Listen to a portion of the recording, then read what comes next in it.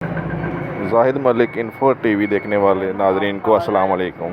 हाँ, सिकंदर आजम अपने उस्ताद अरस्तू की तारीफ में रुतबुल लिस्सां है। कहता है कि अरस्तू जिंदा रहेगा तो हजारों सिकंदर तैयार हो जाएंगे, मगर हजारों सिकंदर मिलकर एक अरस्तू को जन्म नहीं दे सकते। उसने मजीद कहा कि मेरा बाप वो बुजुर्ग है जो मुझे आसमान से जमीन पर लाया, मगर मेरा उस्ताद वो अजीम बुजुर्ग है जो मुझे जमीन से आसमान पर ले गया। सिकंदर का बाप फेलकोस मकदूनिया का बादशाह और उसकी माँ ओलंपियास मकदूनिया की मलका हुस्नो जमाल का अनमोल अजूबा थी। उसका ख्वाब था कि उसका फर्जंद फातिह आलम बने, यानी वो फातिह आलम का ताज अपने सर सजा ले। अपने ख्वाब की ताबीर को पाने के लिए सिकंदर के असातिज़ा को तलकीन की कि इल्म फलसफा के अलावा उसे तमाम हरबी हुनर कमालात के जवाहिर से भी रूशनास करवाएं। इस नहज पर उसकी तरबियत उस्तवार हुई। सिकंदर तख्त नशीन हो गया।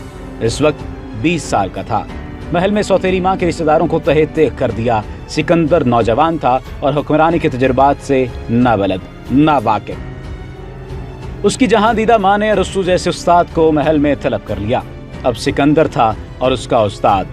अरस्तू ने उसे सबक दिया, हर इंसान खुदा का बंदा है और हर किसी को बाइज्जत जिंदगी गुजारने का पैदाइशी हक हासिल है। सिकंदर को बेहतरीन क़यादत और फ़न तकरीर के गुर से भी रोशनास करवाया। उसने उस्ताद के सुनहरी उसूलों को कभी फरामोश नहीं किया। मकदूनिया की गिरदोनवा में छोटी बड़ी रियासतों में बगावतें फूट पड़ी। सिकंदरों ने इन बगावतों को सर्द करने के लिए चढ़ाई कर दी। उनकी अमलाक को तबाह बर्बाद करके उन्हें नजरे आतिश कर दिया। कुछ मुद्दत बाद मकदूनिया के बहरे बेकरार में सुकून पैदा हुआ तो यूनान के वसी इत्तेहाद की तरफ मतवज्जे हुआ। सिकंदर जो फातिह आलम की तरबियत से रोशनास हुआ था, अपने मकासद अजीम को पाने के लिए कमर बस्ता हुआ।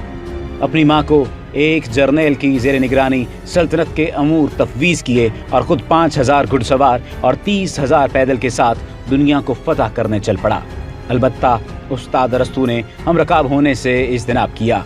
इंसानों का खून अर्जा नहीं था कि मुफक्कर उसे नदी नालों की पानी की तरह बहते हुए देखता।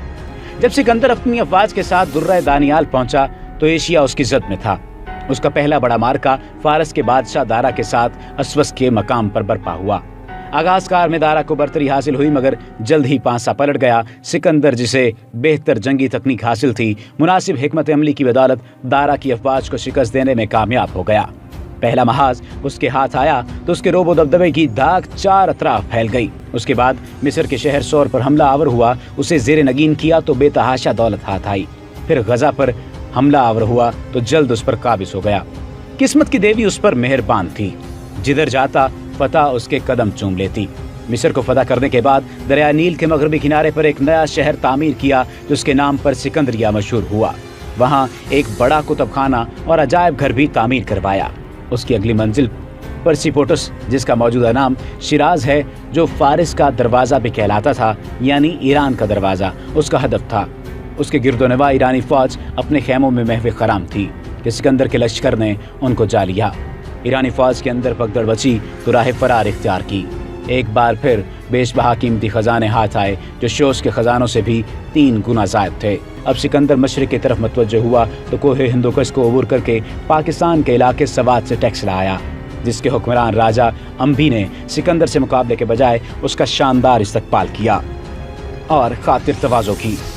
लेकिन सिर्फ 4 साल बाद उस खित्ते के नए हुक्मरान चंद्रगुप्त मौर्य ने सिकंदर की सिपाह को शिकस्त देकर उन्हें टैक्सला से निकाल दिया। टैक्सला को जेर नगीन करने के बाद सिकंदर जेहलम की तरफ रवाना हुआ तो उसके हुक्मरान राजा पोरस से मुठभेड़ हो गई, लेकिन राजा की अफवाज अपने ही हाथियों की भगदड़ से शिकस्त खा गई। पोरस गिरफ्तार होकर सिकंदर के सामने लाया गया तो उसने बरमला कहा, तेरे साथ क्या सलूक किया जाए? पोरस का पुरएतमाद जवाब आया, वही सलूक जो बादशाहों के साथ रवा रखते हैं।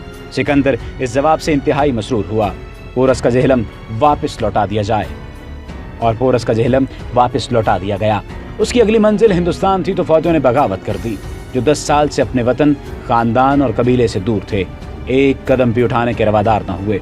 सिकंदर बादल नखास्ता वापसी पर रजामंद हुआ। खुश्की के रास्ते दरिया सिंध को अबूर करते हुए ईरान से बाबुल जा पहुंचा तो शदीद बुखार में मुब्तला हो गया और अगले 3 दिन के अंदर उसमें चलने की सकत बाकी न रही।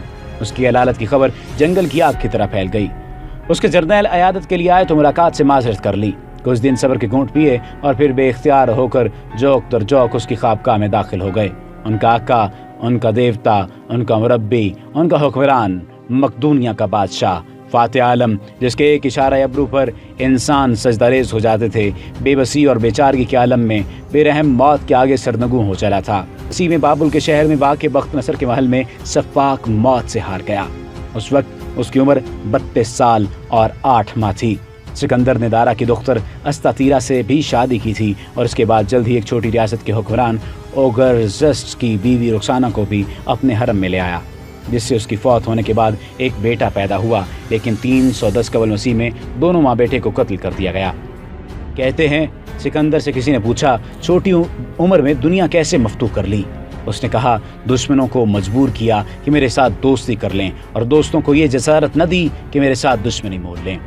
दारा की हलाकत के सिर्फ 4 साल बाद सिकंदर भी मौत के हानि शिकंजे में आ गया।